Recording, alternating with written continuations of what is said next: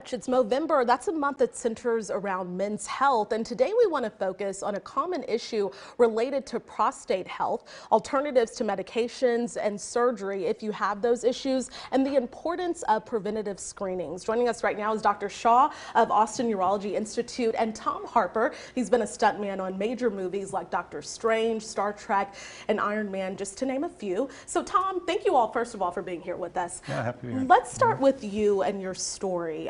You're busy all of the time on movie sets. We just talked about that off camera, as well as meetings with movie executives. But one day you had a realization and a health concern for you, right? Yeah, I just went in for a regular exam, and it was my blood test came back and my PSAs were high, and I didn't know what that was.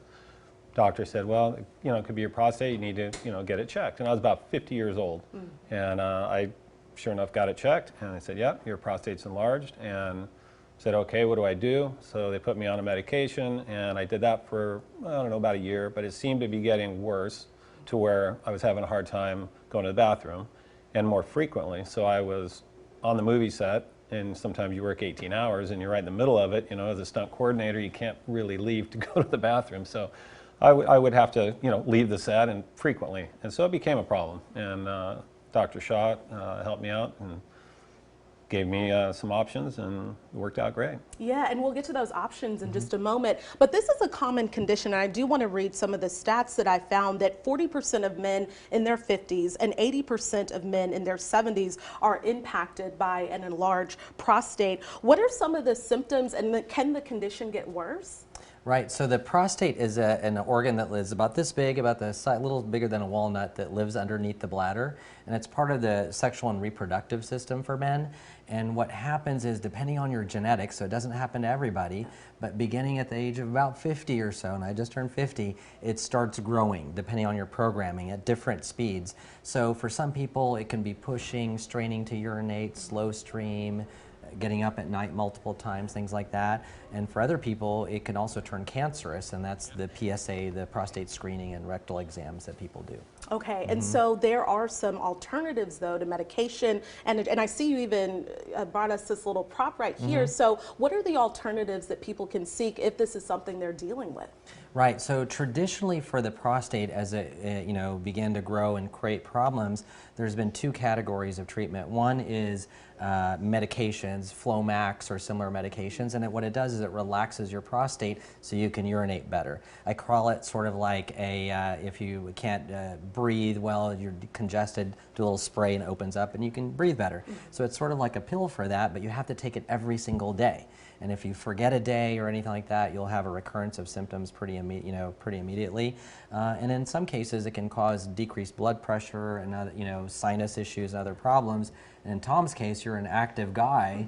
Very active. These problems can, decreased blood pressure can cause big problems. So, and then if the medicines didn't work, there was another procedure called, and there still is, called a transrectal ultrasound of the prostate, and a TURP, where you actually go in and open up the prostatic tissue. So it's a TURP, it's called, some people call it the Roto-Rooter, but that could have sexual side effects and other problems with ejaculation and things like that.